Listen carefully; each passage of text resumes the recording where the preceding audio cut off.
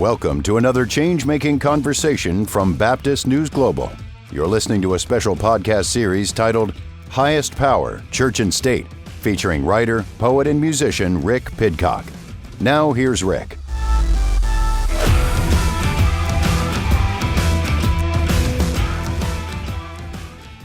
Over the past few years, one of the names you've probably noticed popping up on social media or in articles I've written is Josh Howerton. He's the pastor of Lake Point Church, which is a megachurch in Rockwall, Texas. According to Outreach 100, in association with Lifeway Research and Hartford Institute for Religion Research, Lake Point is the 15th largest church in the United States, with an attendance of over 21,000 people. And not only are they an influential church in their community, but they're heavily involved with church planting and pastoral training through the Strategic Launch Network. Last week, The Blaze announced a new deal with Howerton for a podcast. In their announcement, they called him America's fastest growing Christian voice. But what does Howerton do with his voice? Because while he may have a lot of followers and fans, he also has a lot of former church members who have been hurt by the things he's said, from behind the scenes to behind the pulpit. And one thing I've noticed is that of all the pastors or politicians I've written negative stories or posts about, Howerton is the one who receives the most passionate defense. If you criticize or question him, his fans will call you a liberal, a rejecter of the Bible, gay, driven by feelings, or not a real Christian. It's ironic because Christian theology teaches the incarnation, the idea that God in Jesus became flesh. This means Jesus had feelings. Matthew 25 talks about a king whose brothers and sisters are the least of these. Jesus said the way you treat them is the way you treat him. So Jesus lived an embodied life and had feelings that were moved by how those on the underside of empire were being treated. But over and over again, Howerton uses theology to ensure the submission of others, to stand where he tells them to stand, and to do what he tells them to do. Then he dismisses feelings as irrelevant. So he's refusing to value the least of these and dismissing anyone who has feelings about the harm that's caused. He's essentially calling people to become disembodied. And despite being the total opposite of an embodied God who feels, Howerton acts like those who call him out aren't true followers of Jesus. So you can imagine there are many former members of Lake Point who have been hurt.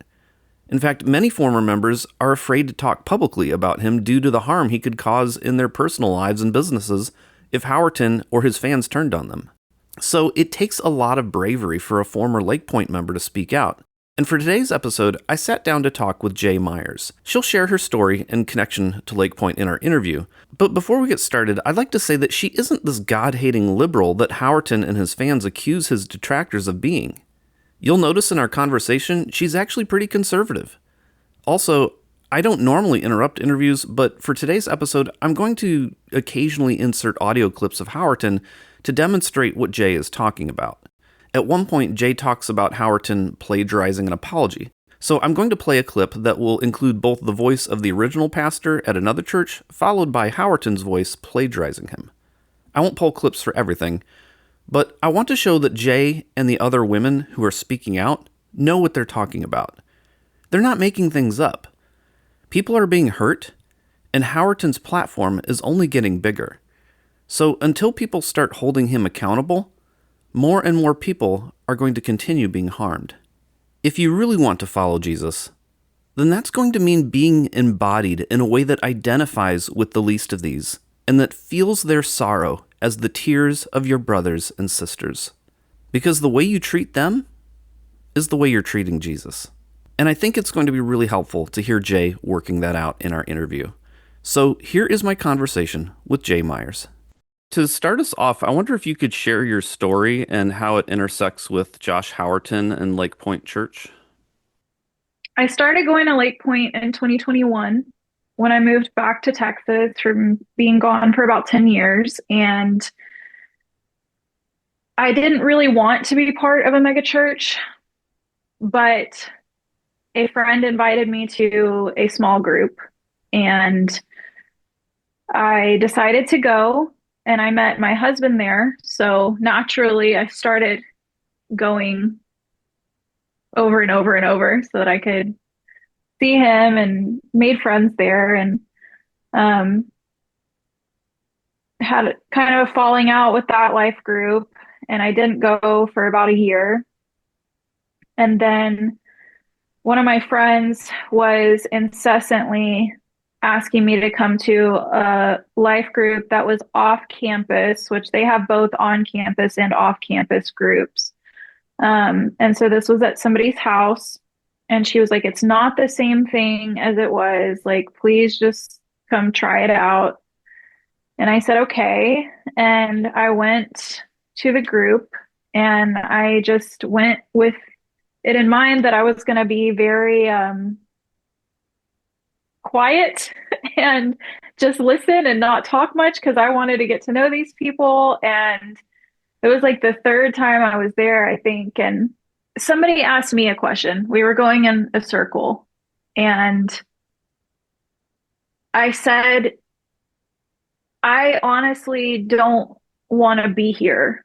I'm only here because I feel like I have to be.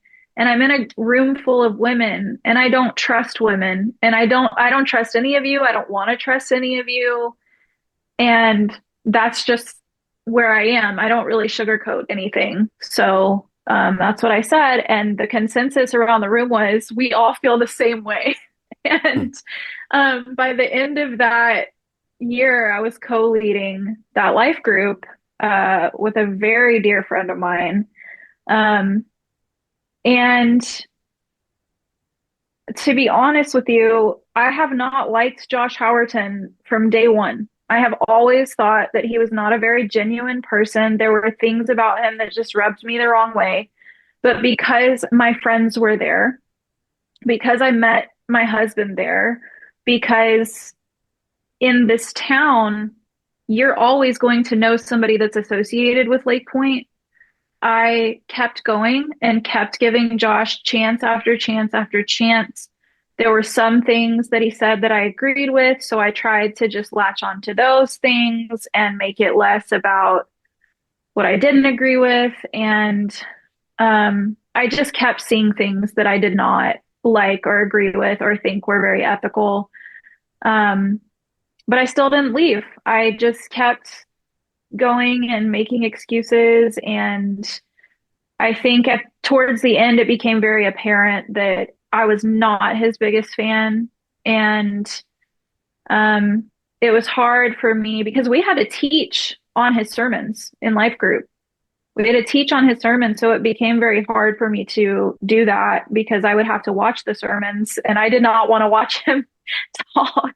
Um, so my life group last year just kind of naturally fizzled out, and that was fine. And I haven't really gone back since. My husband did get baptized there in October, um, which is a whole nother story. But um, yeah, so I've been pretty removed from it for about a year. Um, there was a little chapter in there that um, and I can't remember specifically when it was. I want to say it was around 2023 that Josh got up on stage and he was telling a story about his grandfather.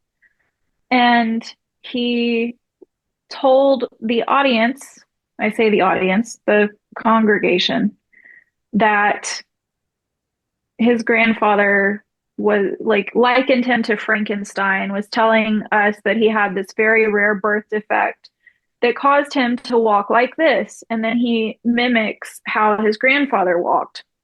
And when he did so, I saw it, and my first immediate thought was, my friends are thinking of me right now because I have a very rare birth defect. I'm now an amputee. But because of the birth defect, my knees and my hips are extremely uneven. And so the way that he was mimicking that his grandfather walked was how I walked. And it just kind of stung because there are a lot of things you kind of get used to as a disabled person, but the way that I walk is probably my biggest insecurity surrounding my disability. And so I was embarrassed And I know it wasn't personal to me, but it still felt personal. And I didn't think it was very compassionate. And I also was kind of like, why is he making fun of his grandfather and his grandfather's birth defect on stage? Like, why does he think that's okay just because it's somebody he was close with? And I was like, okay, well, this is, maybe this is a one-off thing. And again, I try to make excuses for him. And then um, in 2024, he made a sex joke on stage that went viral. People don't know this, but he actually told the exact same joke in 2021. And it caused such a problem that the elders wrote a letter and like reprimanded him. And he promised he would never tell that joke again. And then in 2024, he made the exact same joke on stage. Elders did nothing. He had no repercussions for it besides just backlash on social media. Let's see if you applaud this. Ladies, when you get to his wedding night, he's been planning this night his whole life. So what you need to do is stand where he tells you to stand, wear what he tells you to wear, and do what he tells you to do. You're going to make him the happiest man in the world. And then he got up on stage to give an apology, which was word for word plagiarized by Joby Martin. Church, if you got your Bibles, and I hope you do, grab them. We're going to be in Psalm 34. And as you find your way to Psalm 34, I just need to address a thing. I need to address a thing. I'm going to address a thing, okay? The Bible says in Proverbs 12:18 that careless words stab like a sword, and wise words lead to healing. It says that careless words can stab like a sword, but that wise words lead to healing. And what the Bible means in Proverbs 12, when it says careless words stab like a sword, it means regardless of your intent, like if I was careless with a pocket knife and it slipped out of my hand and stabbed you in the face. And what that verse means is that like even if somebody had a steak knife and they like had the intent to cut their steak and their hand slipped and accidentally stab you in the face. Church, I need you to hear this, okay? 3 things. I love you. I love you. I love this church. I love getting to do this thing together. Hey, I need you to hear 3 things. Number 1, I love you. Listen, Lake Point Church, I love you more than you will ever imagine. I stay awake thinking about you. I pray for you every day. Like this is the honor of my life. And again, I am sorry. And I want to say thank you. Thank you for the grace that you give me every single week to stand up here and do what I get to do. And I hope by God's grace, I'll get to do this for decades and decades to come. I'm sorry for careless words. I'm sorry about that. And number 3, thank you for your grace to me. I want to be doing this with you for decades and decades and decades. So that's awesome. And at the end of his apology, he goes, okay, can we move on now? Which is a very sincere ending to an apology. Mm-hmm. And about 10 minutes in, he starts this rant about, oh, and remember when I said this was a joke. Remember when I said this was a joke. I didn't really think Mike Tyson can't read, blah, blah, blah, blah, blah. And then he starts talking about how the Bible uses metaphors all the time. And he's like, do you really think that, he's like, use the Bible verse about if you sin with one hand, cut it off. And he goes, do you really think people with one hand are over here offended? And he puts one hand behind his back and he brings the other one forward to mimic how somebody with one hand is typing. And he changed his voice to sound like someone with special needs, and just started kind of mocking the things that they might say online. Throughout the Gospels, Jesus uses hyperbolic language to get attention and make a point. He literally one time said, hey, if your right hand causes you to sin, cut it off and throw it away. And he was talking about lust. Do you think when he did that, all the one-handed people were like, hey, on the internet, you know, not funny, you know? That told me it was not a one-off. And that was when I was like, okay, I've seen enough. I want to meet with staff. And apparently getting a meeting period at Lake Point is not common. And I did not know this. I've been told since that it was a miracle I got a meeting at all. Um, but I have a friend on staff, and I'm pretty sure she was the one that got me the meeting if it wasn't my group's pastor. So I met with Nicholas Costello, who is the campus pastor at Rockwall. And I had my group's pastor, I will not name her because she has never done anything wrong here. She was an angel, and I loved her. I loved being under her leadership. But she went with me. She didn't really say anything. She was just there for moral support. Um, and I sat with Nicholas. There was an empty chair next to him, and then me and my group's pastor were across from him on the couch. And I was telling him, like, as a disabled person, this bothered me. And he told me, well, that's kind of a gray area, don't you think? And I was like, I wish that in that meeting I had put my foot down firmer, but I was in shock, I think, at the fact that someone could be calling that a gray area. And I completely understand that staff needs to kind of not agree with Josh on everything, but defend leadership. I understand there has to be a degree of that. But the thing I wanted to happen was for him to say, you know what? Josh is a human and he makes mistakes, and maybe he missed the mark on this one. But he just made excuses for him, and he kept telling me, oh, Josh is so humble. If he was sitting right here in this chair next to me, he'd just tell you how sorry he is.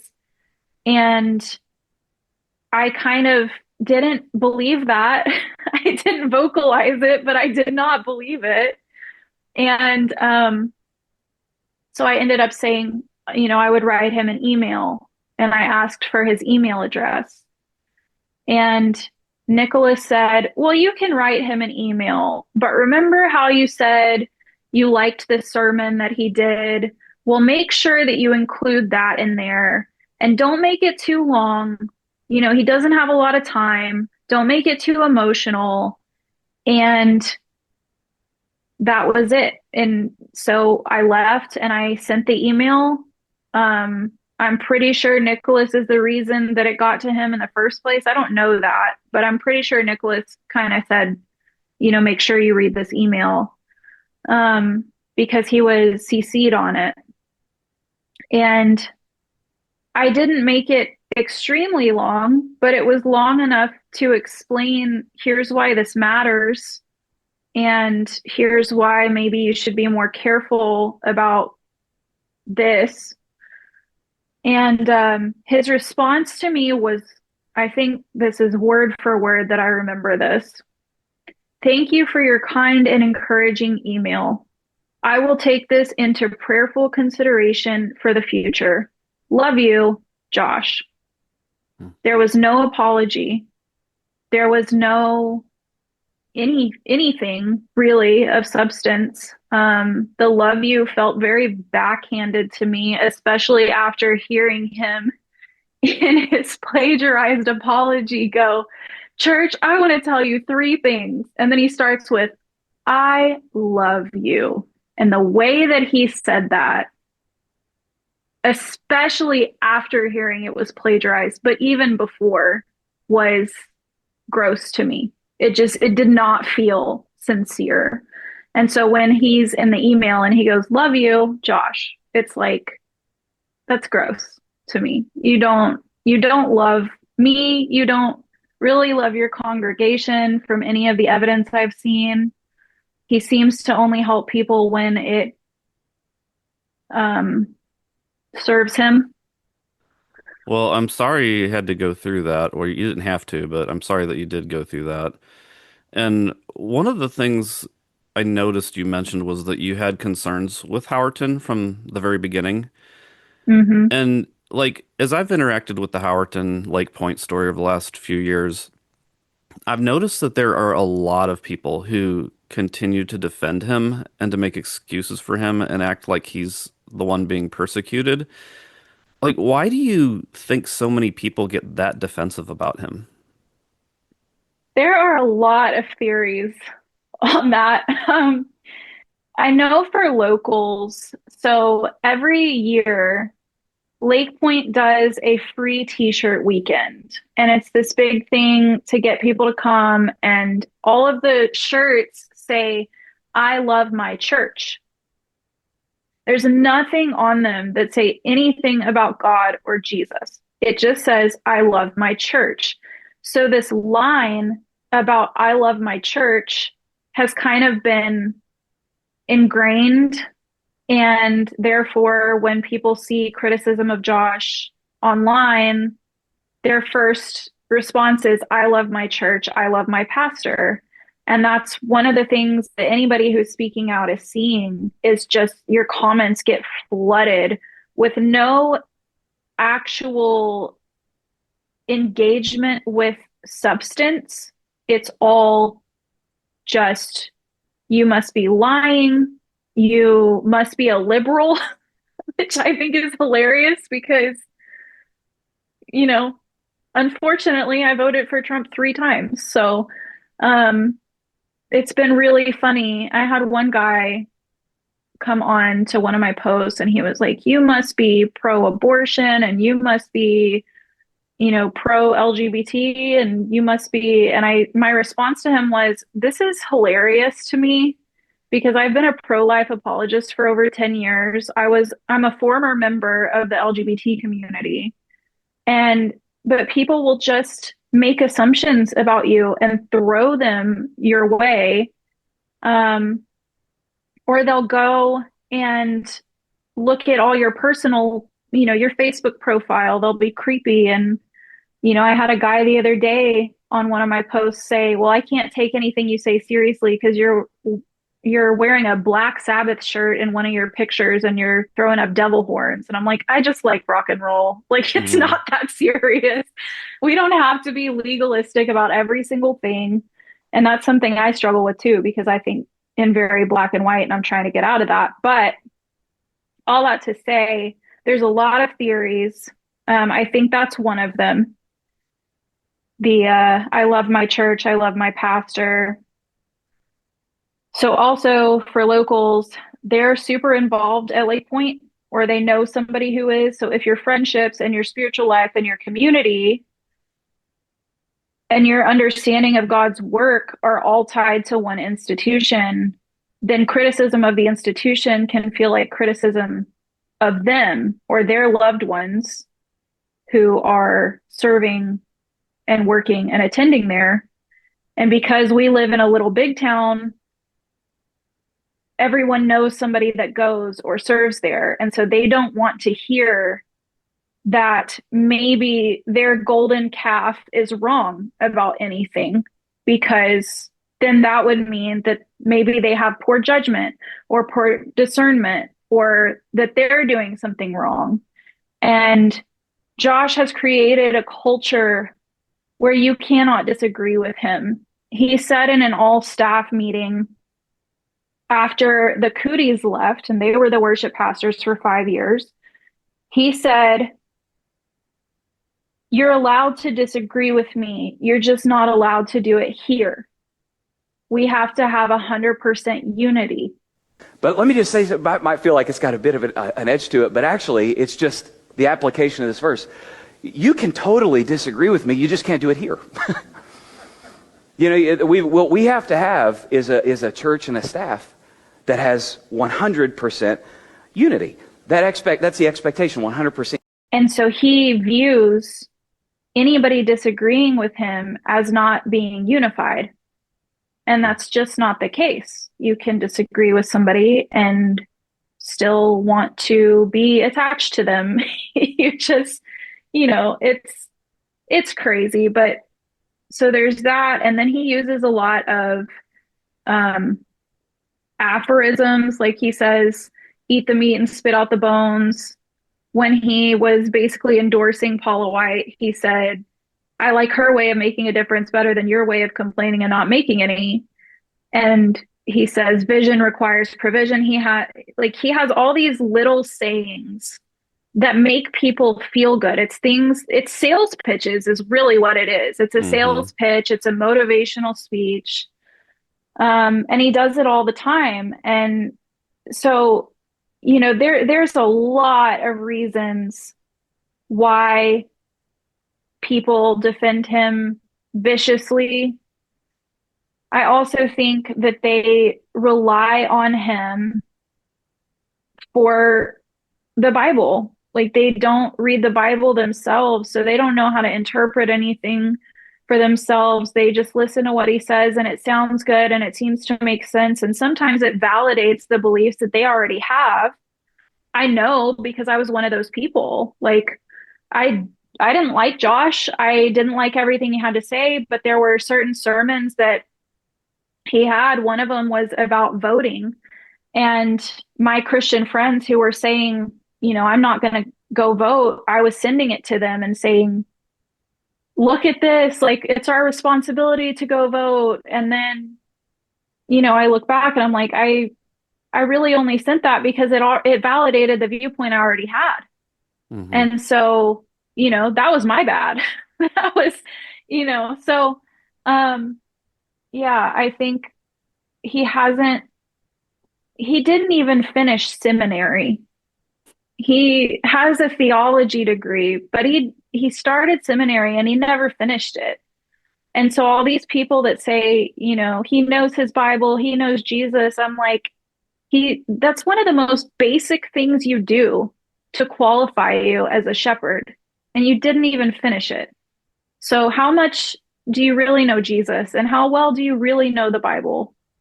Um, And to that point, he's even deceptive about that too, because in a bio of his I've read, he says that he headed to seminary. He headed there. It's mhm. like, well, what does that mean to head there? You like took a road trip, but it kind of Yeah. presents this idea that he has a seminary degree. Yeah. Well, on Sean Ryan, he said that he went to seminary. He never said I didn't finish it. He just talked about going to seminary. And that's one thing that we're seeing is he's very inconsistent. He lies a lot. He lies a lot.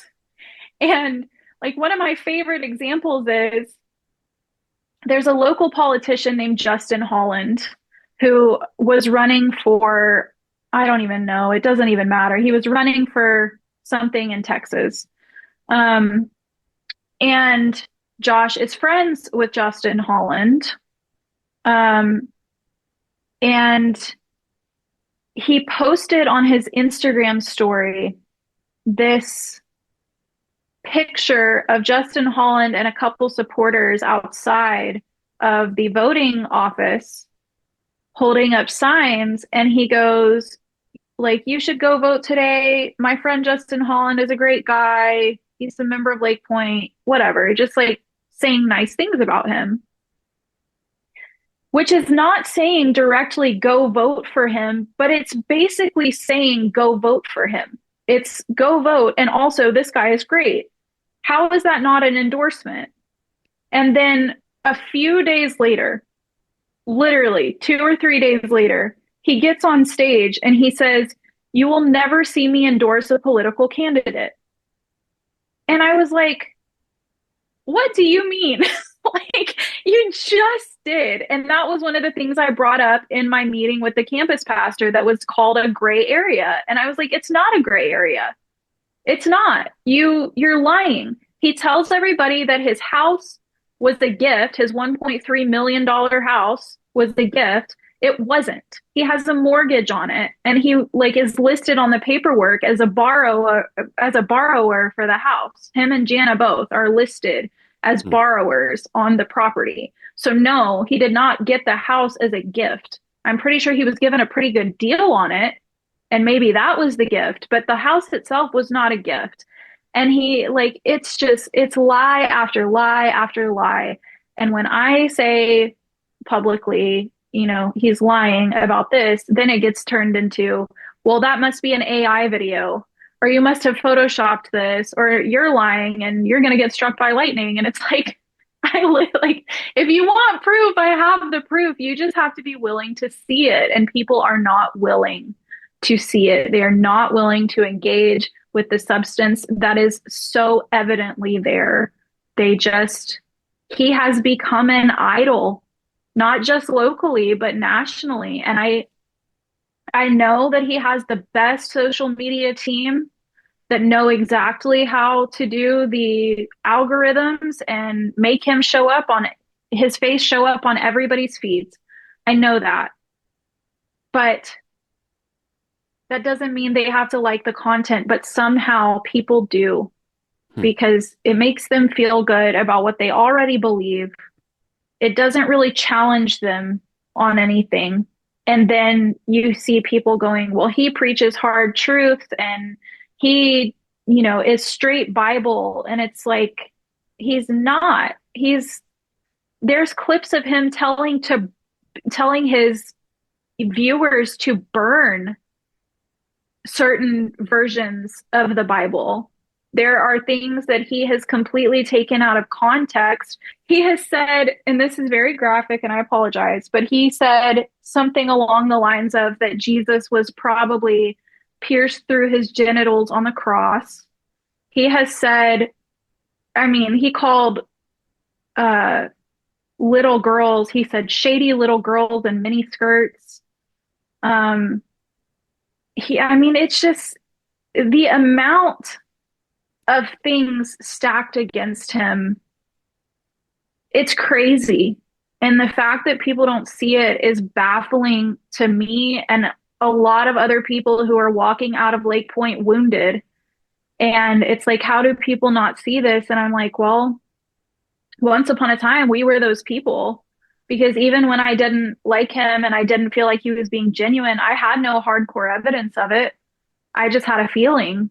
And then, I came out of it and I'm like, okay, here it is, here it is, here it is. And some of it I saw while I was in there, right? But it was always excused as like a one-off thing. But at a certain point, there's a pattern and we have to stop ignoring it. Yeah, like the miniskirt one, he wasn't even just talking about little girls in miniskirts, but he was talking about the men of the church being sexually attracted to them to the point where they can Correct. not even control themselves in the parking lot. Correct. The book of Ephesians says to you, men, that if the devil literally physically appears to you, it says what you need to do is stand firm against the fiery darts of the evil one. But then the same book says to flee sexual immorality. Do you know what that means? If you go out of one of our campuses, get to your car, and the literal physical devil, horns and tail and fang, standing right there, you need to stand up and bow up, and the Bible's going, hey, fight. But if you go out there and it's like some shady little girl in a miniskirt, run, Forrest, run! You are no match for this enemy. And so it's like, you hear these sexually coercive jokes. You hear the jokes about people with disabilities. You hear a lot of these, control statements about not being able to disagree with them and things like that. And if you express any concern about it, he says that you can't take a joke or that feelings don't matter. And I think, like, from a human standpoint, like, why do you think it is important for us to notice our feelings about things like this? Well, I'm currently working on a psychology degree. So some of my interpretation of this is colored based on that and just things I've learned over the past year. But our feelings obviously are secondary to the Word of God, right? Like the Word of God is always going to be the most important thing. But Jesus gave us feelings. He gave us a body that has a nervous system that recognizes when it's safe, when it's not safe, when it's sad or angry. And those feelings tell us things. Those feelings tell us if somebody has harmed us in a way, or if somebody is helping us or making us feel loved. That's what our feelings are for. And so, no, feelings don't matter as much as the Word of God, but they still play a part, because if they didn't matter, Jesus wouldn't have given us feelings. We'd all be robots. Like, that's not what Jesus gave them to us for. Did he give them to us to, play the victim at every turn and just let everything hurt us? No, like we have to work on some of that, but it doesn't automatically excuse somebody being uncompassionate from the pulpit. People go to church because they want to feel safe, and not every sermon is going to make you feel safe. Sometimes you're supposed to feel convicted. Sometimes you're supposed to feel like maybe there's something I could do better, and you're supposed to work on it. But you can't just dismiss people. He always has this thing about we have to preach equal parts truth and love. And I hardcore believe in that premise. But he doesn't do it all the time. There are sermons I think he did okay in. I think his sermon about gender dysphoria, I think that was done well. I have to give him credit for that. I think it's exactly what the community needed to hear. But there are other sermons, and not even just sermons, but jokes, that you don't have to make jokes on stage. You don't have to do it. And if you are being problematic and your jokes are constantly causing you backlash, why are you not looking at what you're saying and maybe going, I should dial that back? I also happen to know that no one proofreads his sermons, especially for Saturdays. Saturdays, the service starts, I believe it's 4:30. Don't quote me on that. It might be 4, it might be 5, but it's somewhere around 4:30. There are often days where he does not finish writing his sermon until 3 p.m. and he has no one proofread it. So he's just going up there and flying by the seat of his pants with what he's just written. And he's had people offer to proofread his sermons for him so that he could maybe not say some of the hurtful things that he says. He's had people offer, but he doesn't take them up on it. He certainly doesn't have the elders oversee any of that material. Nobody even knows who the elders are. They're like the Wizard of Oz. They're this man behind the curtain. We have no idea who they are. Yeah. In fact, to see them on their website, it's password protected. So nobody knows who they are. He has no accountability. I'm noticing in a lot of these stories that there's this prioritizing of the brand that people end up having to sacrifice themselves to. And there's one sermon where he preached where he said, God does not bless people, he blesses a place. That place that God blesses is under the authority of his word. And I think a lot of Christians will hear that and they'll think it makes sense because he's talking about submitting to the Bible. But there's also the sense in which he's setting up this paradigm that dehumanizes people, because when you say that God doesn't bless people, it's like you're not valuing people. Yeah, he's just not a big people fan. He's a fan of the big podcasters, but his congregation, he has bragged on stage about driving people away. He literally said, I have a clip of him, if you're not going to like these jokes. I think it was when he was preaching on Song of Solomon, because he can't talk about sex without making jokes. It's so hard for him. He's working with his hands. He's a dude swinging a hammer. He's farming. He's cultivating ground. He's doing hard work. But the second he sees a naked wife, he becomes Pavarotti. He just starts bursting into song. So I'm gonna risk this. So Adam goes, this is now bone of my bones and flesh of my flesh. She shall be called woman, for she was taken out of man. He says, I'm confident I don't have to deal with anybody like not liking these jokes because I drove all those people away and they're at home reading the Dallas Morning News.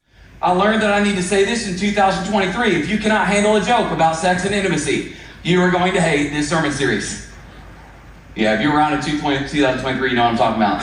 But I'm really confident I don't have to worry about that because I drove all those people away and they're at home reading the Dallas Morning News right now. That's great. So that's great, man. We're good. Y'all go do your thing.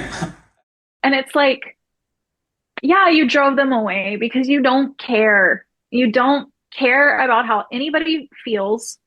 And I can't say that definitively, right? Like there's part of me that's like, there has to be a heart in there somewhere, right? It can't all be fake. You don't want to believe that it's all fake, but I've just heard so many things at this point, and I've seen so many things that it's like, I know there has to be a heart in there somewhere. There has to be. That's just me. That's personal, but I believe there's good in everybody. If that is a little good or a lot good, it differs from person to person, but I believe that everybody has a heart. I just don't know what's going to appeal to his. I don't know what it takes to get through to him because so many have tried. And, so many people have requested to meet with him. They can't get a meeting, so they send him an email. And the email is pretty much always dismissive. I mean, I've seen him. I've seen how he treated his staff behind the scenes. Not like firsthand, but I have definitely heard about it afterwards. And it's despicable. He's asking his staff to lie for him. There are things that are not my story to tell, but I can't wait for the story to be told. I will say that because it's damning. And, I have a friend and she's been following me and talking about all of this because she sees his face everywhere too. I mean, that's in America right now.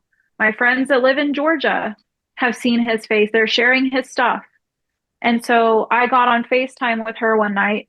She asked me to just kind of tell her what was going on. And I'm telling her, and this happened and he did this and blah, blah, blah. And she goes, okay. And I'm like, and then he did this and da, da, da. And she's like, okay. And I just looked at her and I said, if you're expecting there to be some abuse of a child or abuse of his wife that's not mental or emotional, it's not there to our knowledge. It's just not. But if you're looking for the mental abuse and the spiritual abuse and the emotional abuse, it's there. It's all around him. And he's got a whole tribe of people making excuses for him and trying to convince everybody that it's okay. But there are some of us that have just seen too much and we know too much. And unfortunately, it's all going to come out, and it would be wonderful for him to get up on stage and say, not plagiarized, but from his own heart, I am a human and I've made mistakes. And these are the things that I'm genuinely sorry for. And I genuinely think people would leave him alone after that. But he continues to make these jokes and ask his staff to do immoral things for him because he keeps getting away with it. And that's really the long and short of it, is it's not going to stop as long as he has no one holding him accountable. And unfortunately, the people that are coming out of there that have listened to the Mars Hill podcast, we see a lot of the same things happening. And we see that Lake Point is going the way of Mars Hill. And that's very sad for those of us who have served there, who dedicated. I mean, I was there for 4 years, but there are people who have been there for 13 or 25 years and served in every way that you could imagine. And so at the heart of all this, yeah, there's hurt, but it's more heartbreak than anything. Like, it's going to come out as anger. It's going to come out as righteous anger. But when I talk to these people, and myself included, at the heart of it, it's just, we're speaking out because we're tired of seeing people hurt. We're tired of our friends coming to us and saying, hey, you know what? You were right. And I know, because I was also hurt there, or I was also hurt by him.